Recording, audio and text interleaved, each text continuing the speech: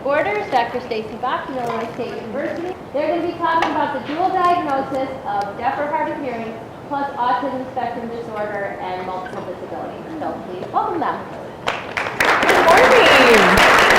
Good morning.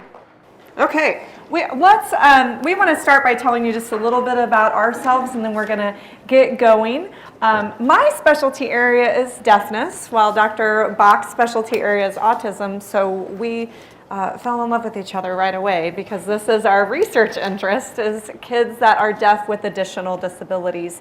So just to give you a little bit of my background, I know this is a room full of deaf educators, so I better give you my background, right? So I did my undergraduate degree at Ball State University in Indiana, so bicultural, bilingual deaf education program. And then I taught in Tennessee for several years and taught at the Vanderbilt Cochlear Implant Center. And when I taught there, my entire class of students were always these kids.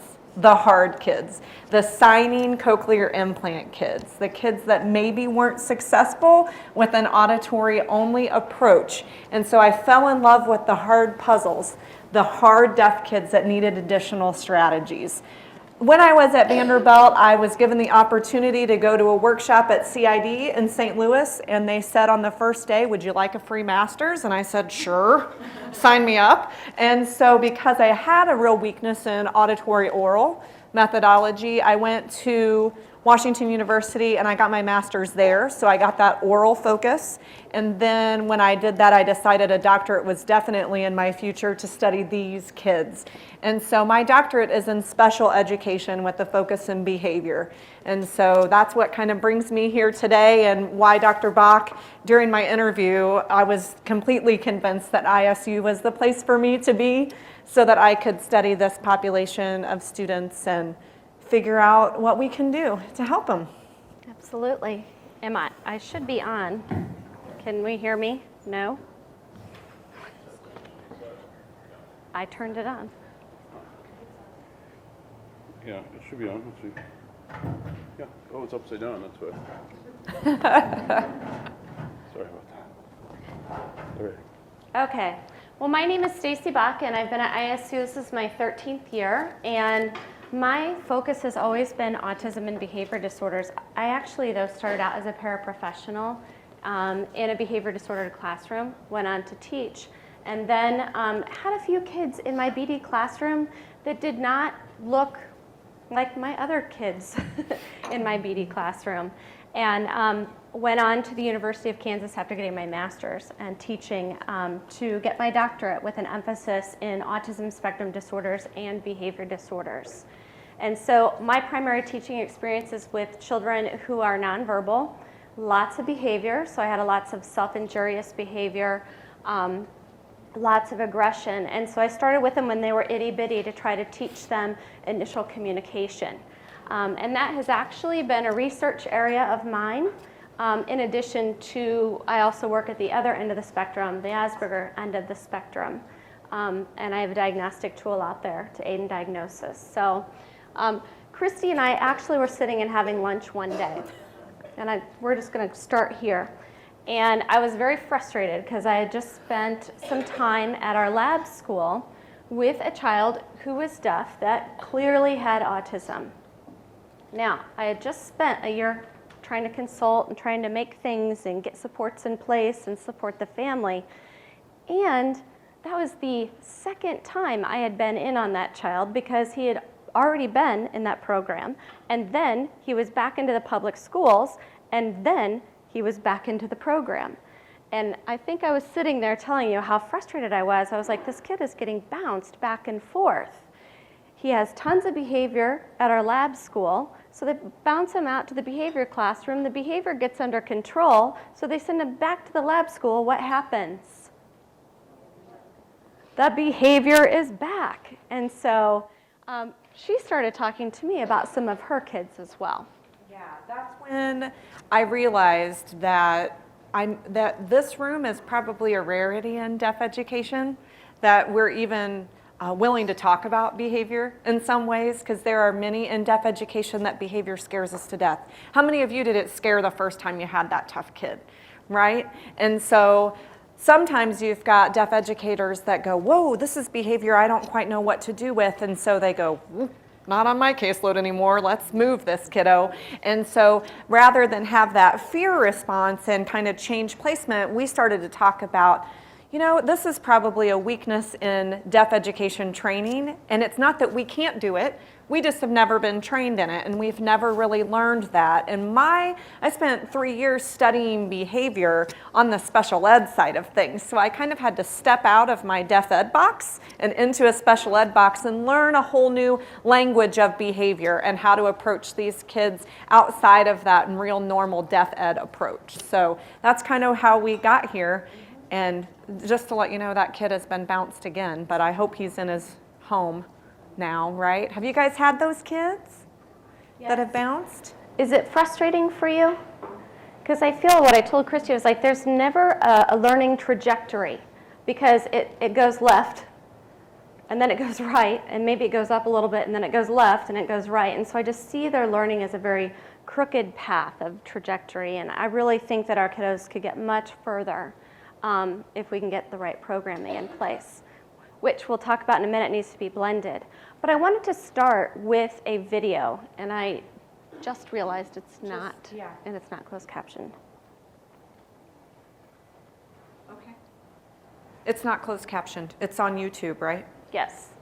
And so we will have to be relying on our interpreters this morning.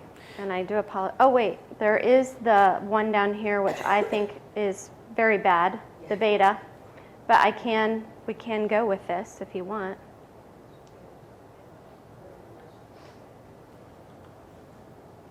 Okay. And then you're going to blow it up? Yeah, I'm going to blow it up. This video looks at a young female with autism, and I really want you to look at her. I want you to look at her behavior, because when we're done, we're going to talk about the fact that what if this girl indeed also was deaf? Okay?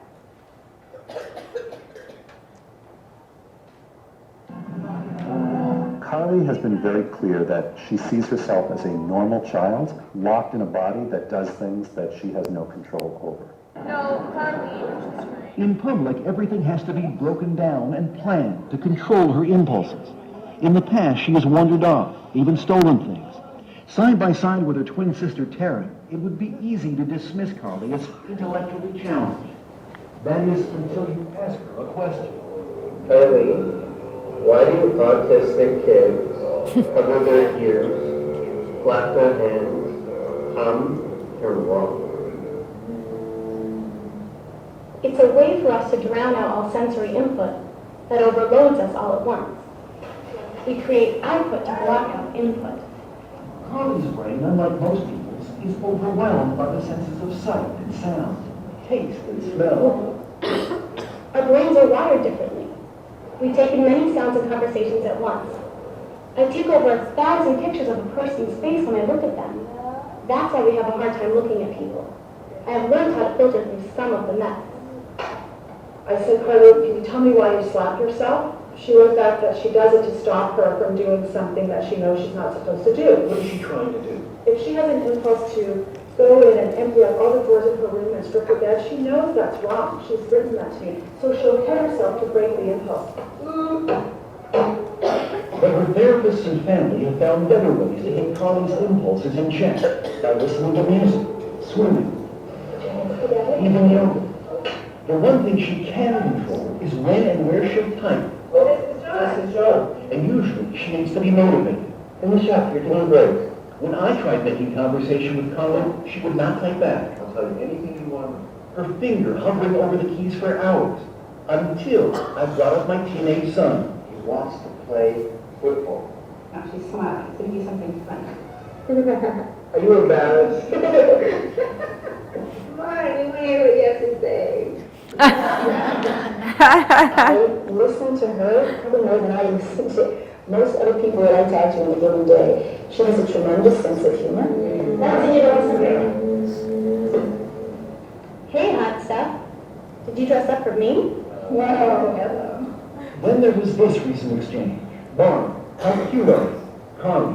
I'm so cute. Blind people stop and stare. This is now 2 years that we've been communicating, and every time she writes something, There's a little bit of that sense of awe.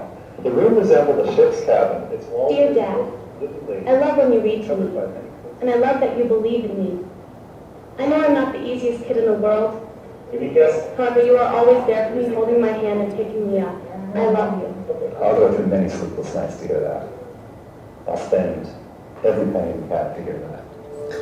A year after we first met Carly, she is happy, calm, more independent. Let's get this laid down. She's even writing a novel. I think that humankind is just oblivious to things that have been around for many years. She also has her own internet blog and Twitters regularly, answering questions from people all over North America. I think Kylie knows that she now has a voice that can help other kids. Now she looks at herself as someone who can make a mark on the world. And that's gotta be life-changing. What do you hope for Carly now? I want her to be happy. I want her to have dreams and goals and accomplish those goals in spite of her challenges. I think the only thing I can say is don't give up. Your inner voice will find its way out. Mine did. What are your thoughts? It still makes me want to cry every time I see it. What are your thoughts when you see Carly? What was your initial kind of like gut feeling when you first saw her? She's got a lot going on, doesn't she? Okay. We're going to ask you guys to interact with us today. What did you see in Carly? Yes. How easily it would have been to just classify her as a problem. I can't work with this. I don't know what to do, so I give up. Exactly. Okay, she's got all this behavior going on. She's slapping herself. She's got a lot of movement, right? She's kind of, her vestibular system is a little off. So she's like trying to feel herself in space. She's got, she doesn't have a dysmorphic look on her face, but she has a look on her face that makes you think that stuff's probably not getting in, right?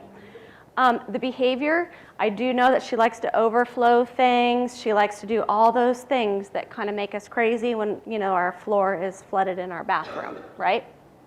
But, so we would automatically make some assumptions that there's no way that Carly could sit down and independently type. She was not, that was not FC. No one was holding her hand. No one was doing anything. That was her typing and then having that output. I'd like to tell you now that Carly actually has a book out. She went ahead, it's written and published. And if you go on and do a YouTube search, there's multiple videos about Carly. And she does tweet and she does interact. And so I think that when we go in and we see children, whether they have autism, whether they have deafness and autism, that we have to know that likely it doesn't matter what our first visual or first behavioral opinion is of that individual. I'm absolutely positive that there's a great deal inside of that individual. So think about Carly. She talked a lot about auditory stimulation, which can happen and can occur in children who are deaf or hard of hearing. However, what are some other things stimulation-wise or sensory-wise that can impede a child's ability to learn from the environment? Christy, I'm going to have you. Am I writing? No, not yet. Okay. What are some things Just guide me. sensory-wise? Clothing, so like the texture, okay? Yes. Visuals that are distracting. When we first plugged this in, it was like flickering, and I thought, ooh, there's no way that you guys can stand it, and there's no way that I can stand it, okay? So visuals, clothing, what else? Temperature. It's actually freezing in here. We decided to get you down to hypothermia and keep you like really awake today. What else? Smells. Smells. Huge. You guys think of anything else? The lighting in the room, which actually this is not that bad. Go into one of our offices and it's horrible. I feel like I need to wear a baseball cap to work because it's that fluorescent lighting. And after a while, I'll actually sit at my computer like this and then take my hands down to type, okay? One thing you didn't mention was kind of the obsessional thoughts, okay? So those can be so impeding on an individual that it kind of shuts down their inability to obtain things from the environment. And then we have to also think about self-stimulatory behavior. What kind of self-stimulatory behavior have you seen? I'm sorry? Rocking. Flapping. Walking in circles. Hitting. Spinning. Like I don't even know how to describe it, in the back of the throat, like a swallowing, grunting sound. Okay, so a sound that they're making in the back of their throat, kind of like consistently. Teeth grinding. And you know what? That's one that really sets me on edge because I just, You're going on. the very first thing I do is I go up to a teeth grinder and then I lay my hands on their face very gently and then I see if they'll let me massage those muscles. And then I try to find something chewy that they can put in there so I'm not hearing that constant grinding, okay? But there's a lot of things that can interfere with learning. And a lot of those things really kind of have that behavioral background, right? Okay? And you are in behavior teams right now. Is that correct? So you're working together with children with challenging behaviors, DHH plus behavior. Awesome. All right. Well, I think we're going to have a lot to do today. We're going to have a lot to share. And we are going to make you guys get up and move around, which actually might be good, so you don't freeze in one position. But we want to talk about supporting students with a dual diagnosis of deafness and autism spectrum disorders. But I would like to say autism spectrum disorders could actually be just complex learning needs. Because we're going to talk about, it's flickering. We're going to talk about evidence-based practices on both sides of that line. But I also want to tell you that many of the practices that we use for individuals on the spectrum work for many types of complex learners. So even if they don't have, it doesn't matter kind of what that first part of the ABC or the last part of the ABC of the diagnosis is, if it's DHH plus complex learning needs, almost all the things that we're going to talk about today will work. Okay? Okay. We have to use evidence-based practices, right? Why? I've got some hints up here. Huh? We have to show documentation and we have to have a level of accountability, right? You know, there's lots of things that we do in our classrooms or we support teachers that they do in their classrooms that may not have a great deal of research underpinning. However, we know as a teacher they're successful, right? Successful tools, successful strategies. So what we've done really primarily in the last probably 20 years to 25 years is to try to build these research studies which actually validate what we're doing, okay? We're under fire as teachers right now. Do you feel a little under fire with everything that's going on? Okay? So we actually have to say what we know works. It's research-based. There's evidence to back it. And that's why we have to use those things. Obviously, No Child Left Behind was 11 years ago was one of those things that began pushing us in that direction. And then the amendments to IDEA in 2004. So we have to use our research to inform our practice. So what are they? As I said, we just kind of described them. I'm going to talk to you for a minute about what we've done in the field of autism, and I'm going to actually walk on this side. I apologize for walking in front of the screen. Evidence-based practices have been debated for years. We have a very difficult time identifying evidence-based practices because much of our research is single subject, okay? So we have like 3 children, 5 children as a part of a study, right? And even though we may find that a strategy or an intervention is effective, when we only have 3 to 5 children, generalizability is pretty low. So what we have to do is a lot of replication in order for that to become an evidence-based practice. And so we are actually in fine shape in the autism world at this point. Us, not so much, but we'll talk about that.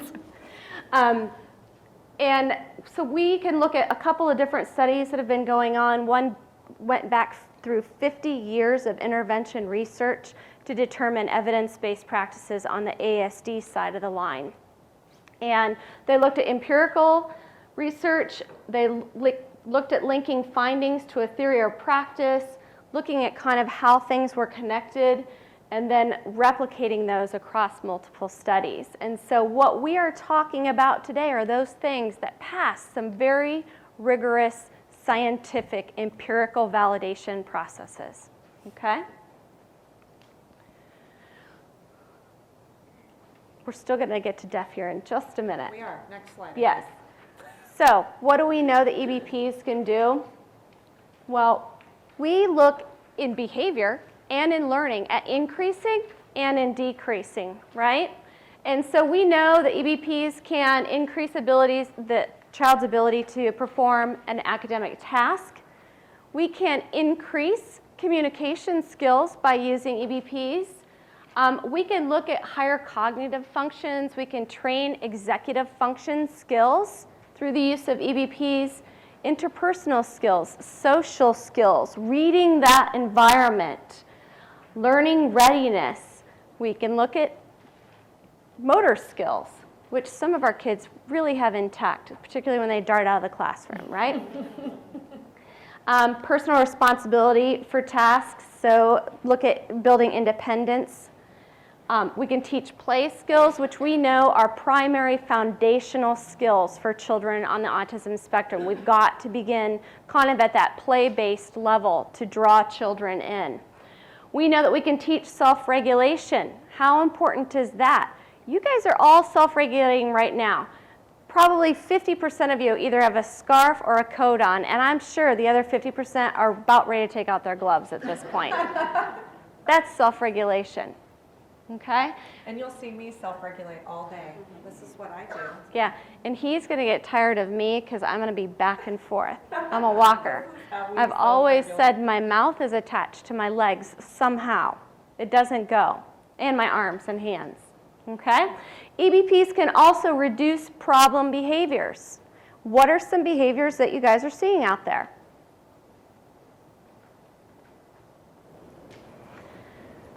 I'm a good waiter. Yes? You have a lot of talking out. Like non-stop talking. And does it have anything to do with what's going on?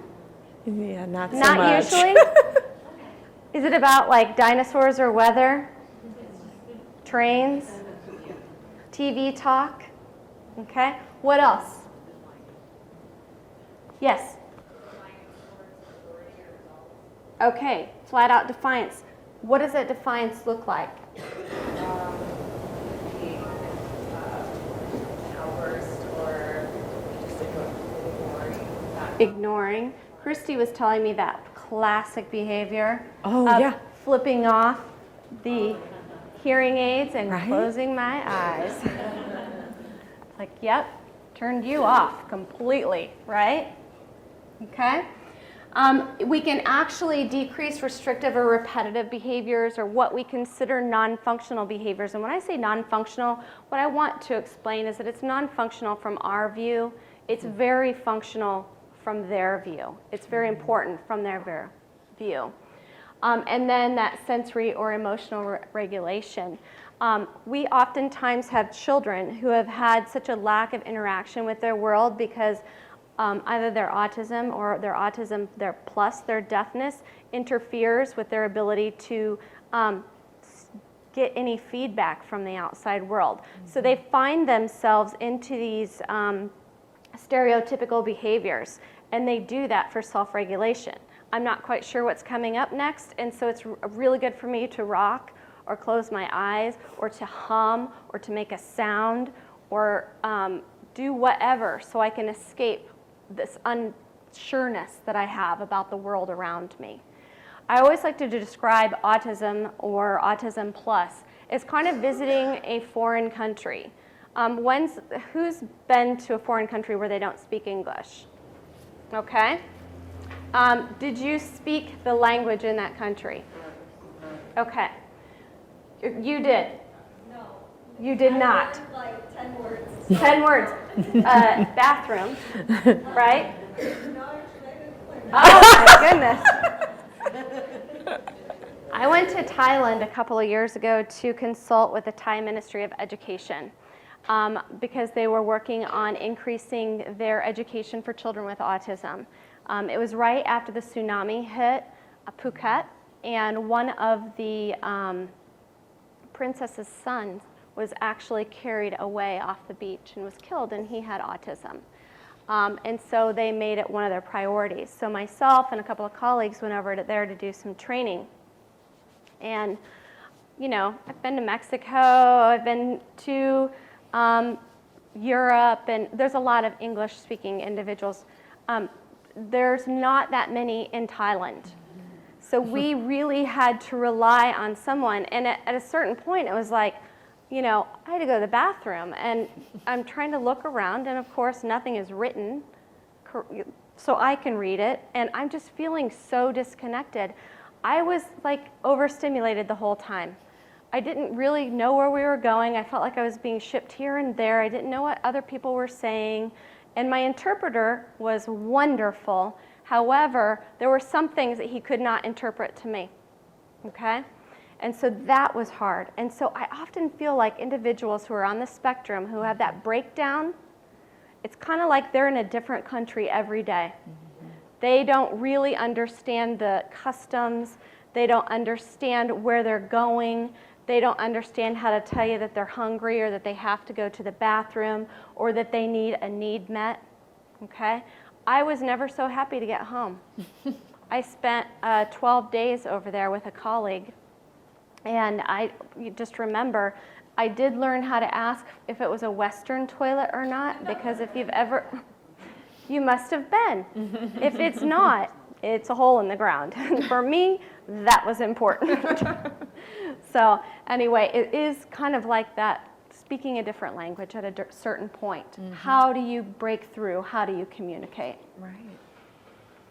Okay. So Stacey did a great job about telling us autism as a field has 50 years of research to say, here are these good, strong, scientifically based, evidence-based practices. So I guess here's my initial question to you all. This is why we're here. This is what I'll probably spend every day until I retire, if I ever get to retire, looking at is what are deaf education evidence-based practices? You all are asked by your administrators, or if you're not, you soon will be, asked to say, what evidence-based practices are you using? Does anybody have any that you can think of? One behavior one I'm aware of, and it's using a pathways curriculum. So using a pathways curriculum for behavior. Well, it's more social skills that the deaf kids need, but there is one evidence-based research out there that, that they did with deaf. Okay, so that's for deaf kids with behavior. It's not made for deaf. Not made for deaf kids. Absolutely. Everything. Absolutely. But there is an evidence-based thing out there with the research that was done. But this is the one. I'm so glad that she just said that. She said, well, it's not made for deaf kids. So our job is to modify that. Well, that's what this entire room, that's what we're going to do today. So I'm just going to give you the bad news. I'm the deaf educator. I can dog my own field, right? We don't have a lot of these. And that's disheartening to me as a researcher, that I can stand here and say deaf education doesn't have an evidence base. But we know what we're doing with kids, don't we? We do a pretty good job. We know how to elicit behavior and how to grow behavior and how to do increasing sign or increasing speech and how to work on listening. We have all these strategies, but you know what we do in deaf ed? We shoot from here and here, don't we? Here a lot.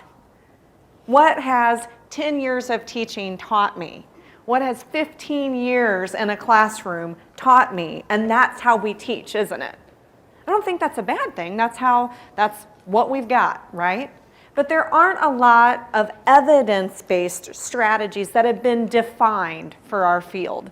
So what we're going to do today is look at some of these evidence-based practices that Stacey mentioned that have been years and years of research behind them, and then talk about, wait a minute, we do this, but in deaf education, we may call it something different. So we're going to establish your accountability so that you can say, hey, I am using an evidence-based practice, and here's what it is. Okay? Sound like a plan? Okay, let me show you a little bit about why Deaf Ed doesn't have this at this point. Oh, okay. So these are the CED standards. I know you guys probably haven't looked at these since you had to take that test, right? But just to let you know, 27% of all of the standards, What does CED stand for? Council for Education of the Deaf. You're welcome. Thank you for asking me that. I don't know if you all went through deaf education programs that were CED certified. Do any of you know? Maybe, maybe not. Some deaf education programs meet both CEC standards, Council for Exceptional Children, DHH standards, as well as CED, which is the Council for Education of the Deaf, and their focus is only on deafness. So some programs have both certifications and some don't, but this is the primary standard writing organization for deaf education. And they have several standards that are listed, and out of all of those, only 27% have to do with instructional content and practice. So to me, it's hard because we're a really wide field, aren't we? We got to know everything from audiology to speech to sign to everything. We have to know everything. So how do you break that down into a standard, and how do you train? What I find very interesting being the behaviorist is when I look at this and I see managing student behavior and social interaction skills.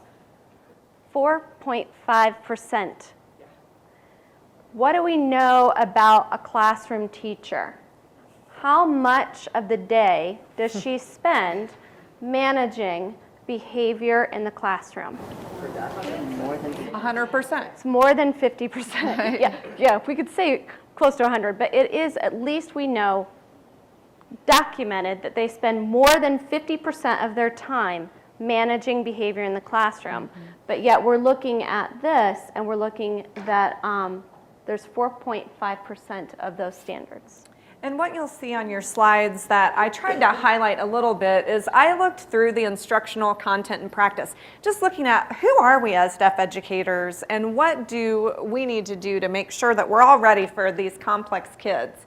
And when you look through what an organization for deaf education thinks we should know for teaching a deaf kid, it includes, like, we should know about specialized materials. We should know about communication. I mean, that's the crux of deaf ed, right? Communication, communication, communication. We should know about technologies, ASL, languages, subject matter, facilitative and communicative development, and then I put, it's not in color on yours, but visual saliency. We'll get to that in a minute.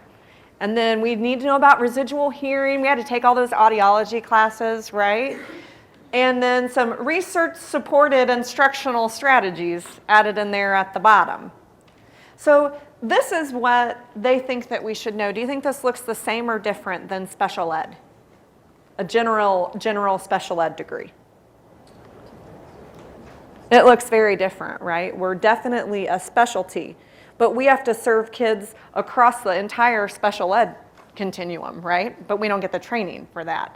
So I just want to hit on this because this is probably one of my big things.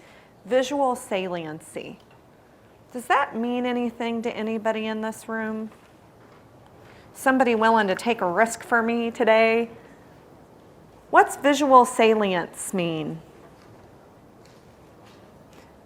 Okay, it's almost a good thing that nobody's raising their hand right now because this is probably, if you're going to take anything home today, this is what to take home. Because visual saliency is probably 90% of education for students with autism. Is that correct? Yes, We even say it could be upwards of 98% because we have only about 2% of the ASD population that is primarily auditorily seeking or learners. You know what I mean? So yeah, 98% of our children learn through visual input. And I would say that there's a lot of people sitting in this room right now that learn from visual input as well. Would I be correct in that assumption? Okay. Okay, so the importance about visual saliency is not only just to understand we have visual learners, because that's kind of a given with our population, right? That we're going to try maybe for our auditory kids to try some auditory input, but we're always going to use visuals. But when I think about deaf ed, we do things like we draw horrible pictures on our marker boards, right? We write things up. We try and be visual. We use posters. But then we also think of what as a visual? Sign, right? Let me give you a little heads up about sign. It's beautiful. We all love it. This goes away, doesn't it? I sign cat, and then it's gone. Get that? What is that? Thank you. That was awesome. High five, Dr. Bock. So that's the point. Students with autism, we talk about visual saliency regardless of deafness. Any kid with autism, 98% of them need the stimulus to be presented and stay there. That's the reason when you think about autism interventions, you think visual schedules, you think about all those pictures, those board maker symbols that we all go, it's ripped again, I need more lamination. That is the reason, is visual salience.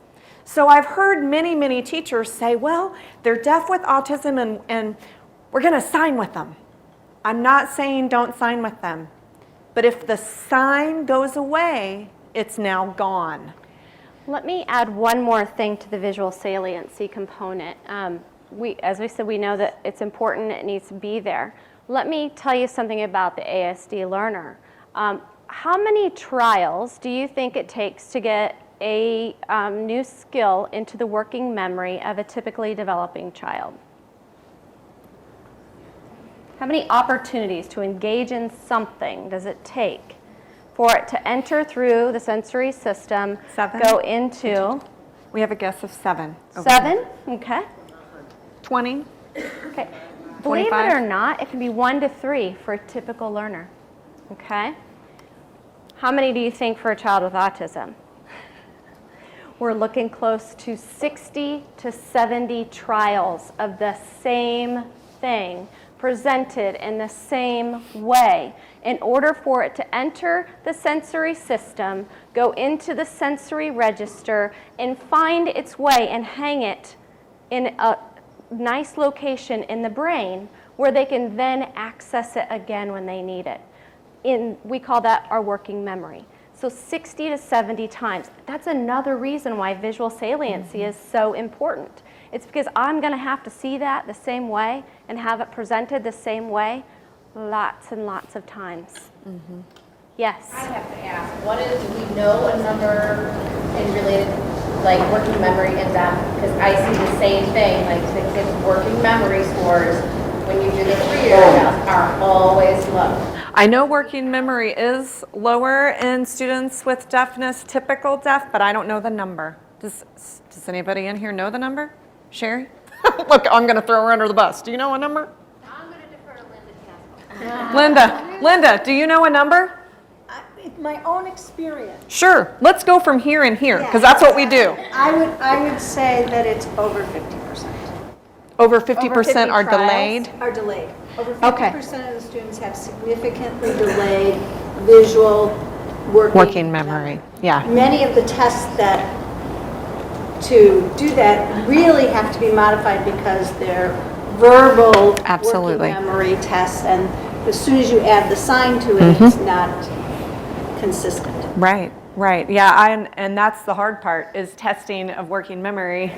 So why is that? Is it a part of the brain? Is it the way they learn? Like what is it that makes these kids have difficulty with that?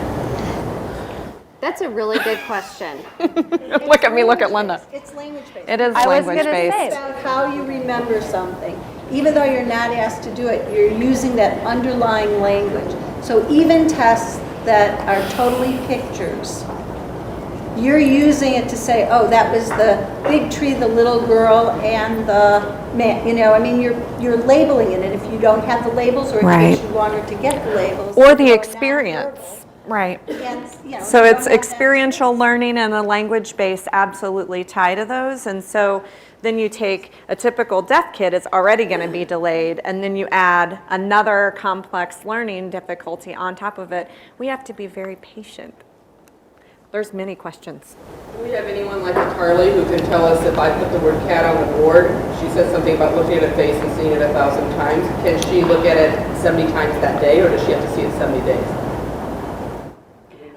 Well, I'll tell you, from working with children with traditional autism, which would be like Canner type autism, a little bit more involved, not on the Asperger end, that I would see that it would be almost daily. Because it's like I could get that pathway to start and they could do it, and then the very next day I'd go back in and it wasn't there. And so, and to keep up and to keep doing it. And I found what happens is many teachers, after the third, fifth day of doing the same thing, if it doesn't get into the working memory, they think it's not going to work. When that happens, I'm like, hold on, hold on. It's you against him at this point. You're just going to keep putting it in front of him and putting it in front of him and putting it in front of him. And I guarantee you, it's just that process. It's that repetition that gets it into the working memory. But oftentimes we quit because, oh, it's not working, right? Right. But how much of that has to go back to brain research and all that stuff that's just coming out on the different parts of the brain that really aren't active, and the fiber tracts that just need to get thicker? And it's that evidence-based repetition that you talk about that makes those connections in all the millions of different places in the brain that we're just becoming aware of that's so important. I think that that is a huge component of it, and actually that is the direction that the research is going right now.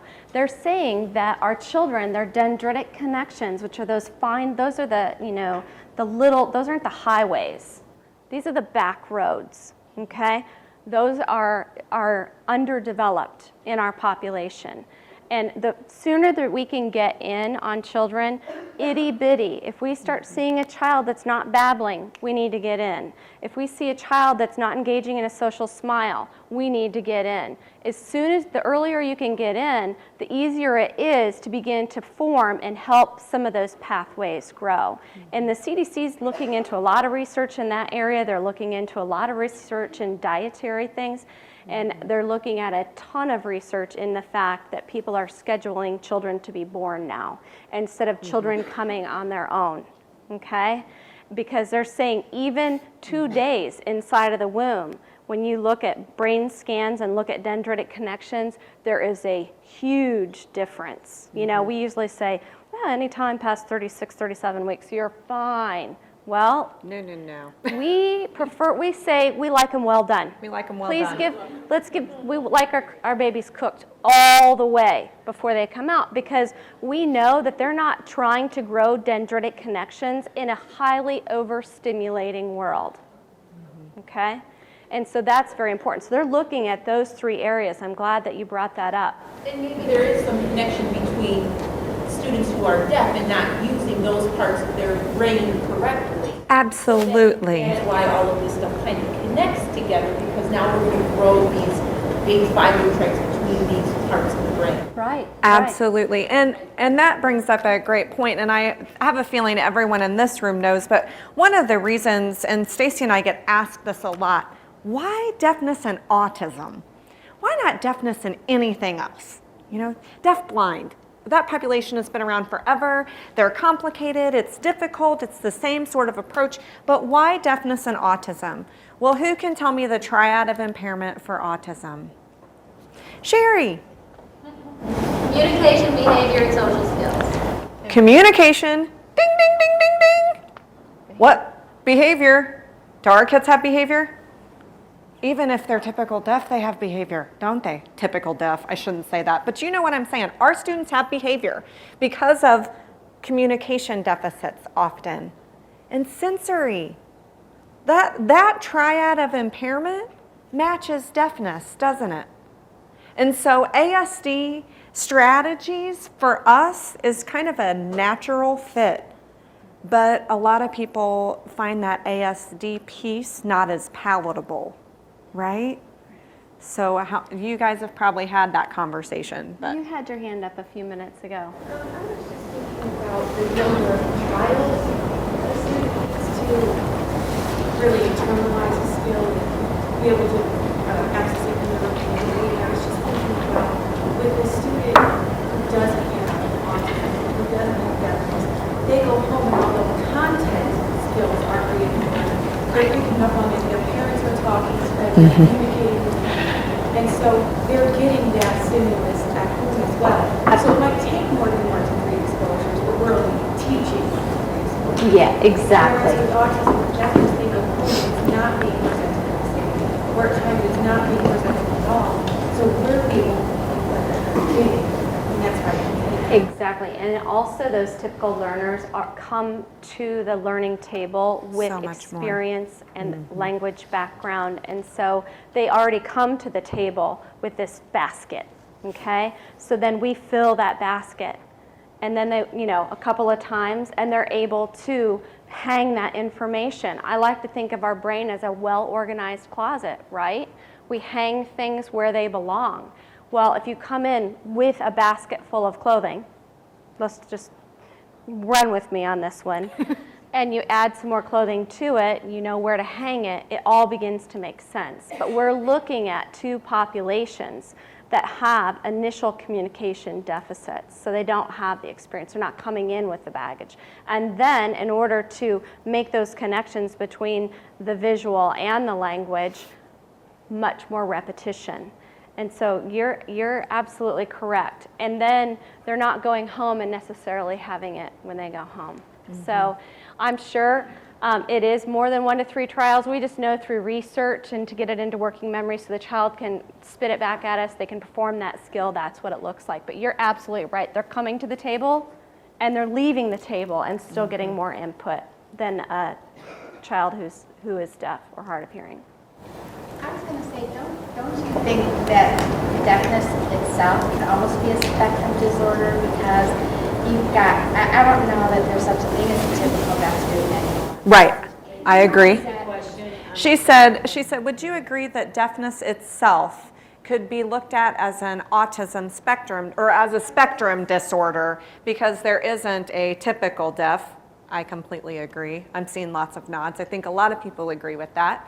Well, I don't see typical that much anymore. I see, age of onset, then you've got hard of hearing, and then you've got cochlears, and then you've got parents who don't speak English at home, and it's just not hard. And for the autism piece of it, even makes it more common. So we have the full spectrum of deafness. Absolutely, I don't think anyone in this room would argue that point at all, that the view of deafness is just getting wider and wider, and the factors that they're coming in with are just getting even more complicated. And I know there